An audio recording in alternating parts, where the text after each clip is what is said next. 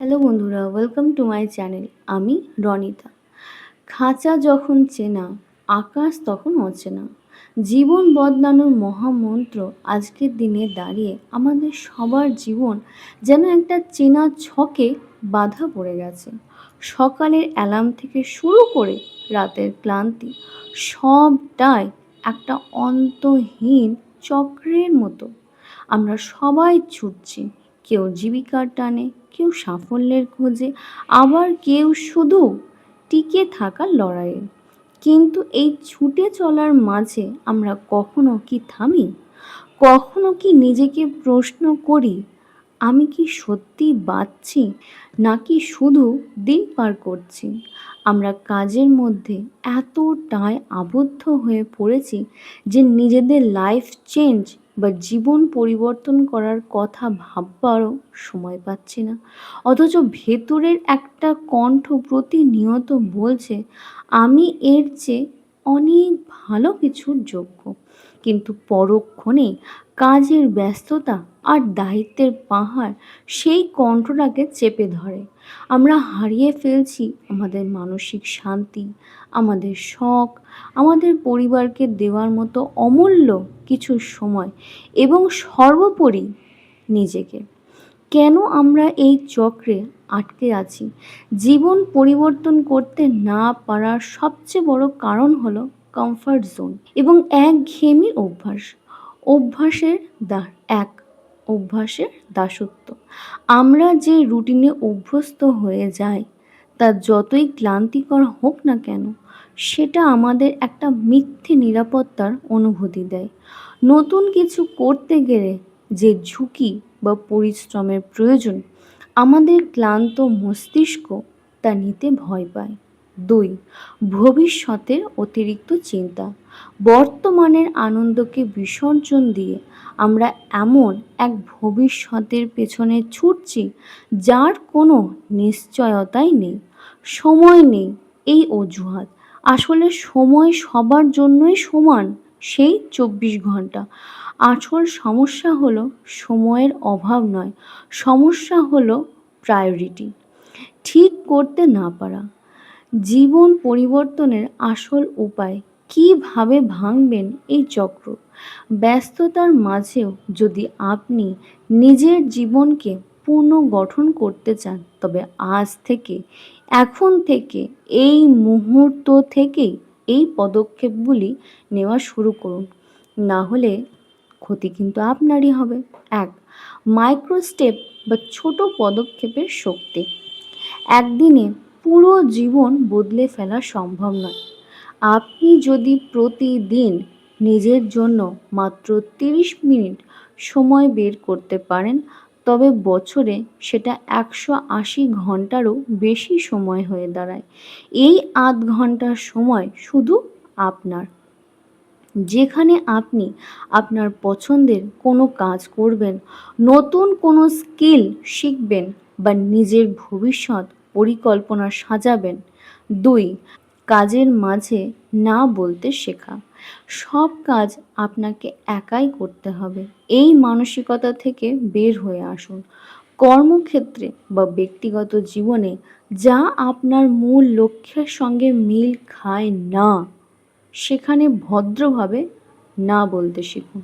সব দায়িত্ব নিজের কাঁধে নিলে নিজের জীবনের জন্য কোনো জায়গায় তো আর থাকবে না। ৩. ডিজিটাল ডিটক্স এবং আত্মদর্শন। কাজের পর যেটুকু সময় আমরা পাই তা সোশ্যাল মিডিয়ার স্ক্রলিংয়ে নষ্ট হয়ে যায়। প্রতিদিন অন্তত ঘুমানোর ১ ঘন্টা আগে ফোনটাকে একটু সাইডে করে রাখুন না। নিজের সঙ্গে কথা বলুন, ডায়েরি লিখুন, নিজেকে একটু সময় দিন। নিজেকে জিজ্ঞেস করুন, আজ আপনি আপনার স্বপ্নের দিকে কতটুকু এগোলেন? ৪. শরীর ও মনের যত্ন। মেশিনও একটানা চললে গরম হয়ে বিকল হয়ে যায়, আর আপনি তো রক্ত মাংসের গড়ায় এত বড় একটা মানুষ, তাহলে পর্যাপ্ত ঘুমান। সুতরাং ঠিকঠাক মতো ঘুমান, পুষ্টিকর খাদ্য খাবার গ্রহণ করুন এবং প্রতিদিন অন্তত ১৫ মিনিট ধ্যান বা হালকা ব্যায়াম আপনার মস্তিষ্কের কার্যক্ষমতা বহু গুণ বাড়িয়ে দেবে। ক্লান্ত মন কখনো বড় বা নতুন কিছু কিন্তু ভাবতে পারে না। একটা জরুরি কথা সব সময় মনে রাখবেন, কাজ জীবনের একটা অংশ মাত্র, কাজই পুরো জীবন নয়। কিন্তু আপনি যদি আজ অসুস্থ হয়ে পড়েন, আপনার কর্মক্ষেত্র হয়তো কয়েকদিনের মধ্যে আপনার বিকল্প খুঁজে নেবে, কিন্তু আপনার পরিবার বা আপনার নিজের কাছে আপনার কোনো বিকল্প নেই।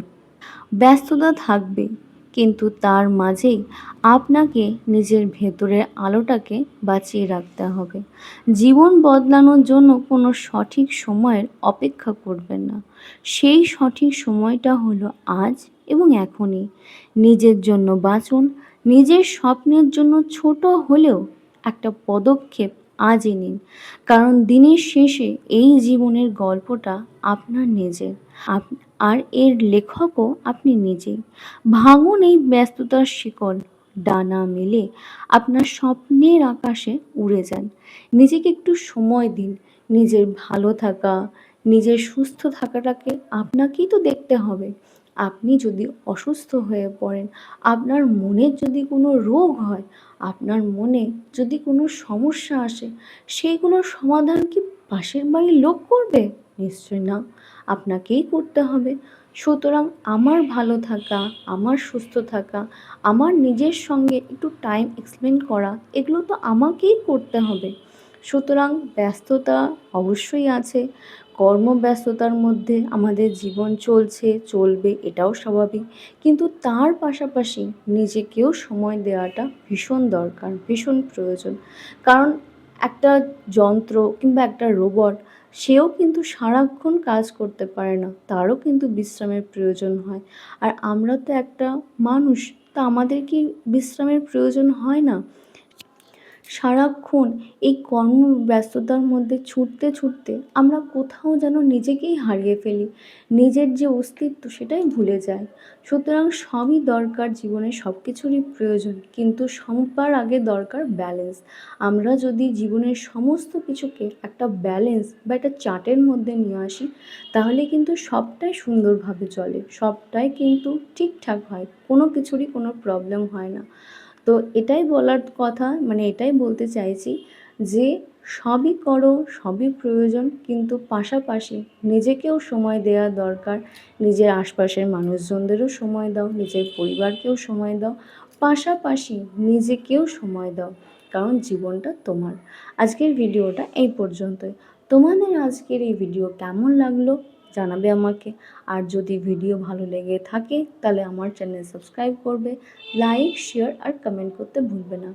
দেখা হবে আবার এরপরে আবার দেখা হবে নেক্সট ভিডিওতে।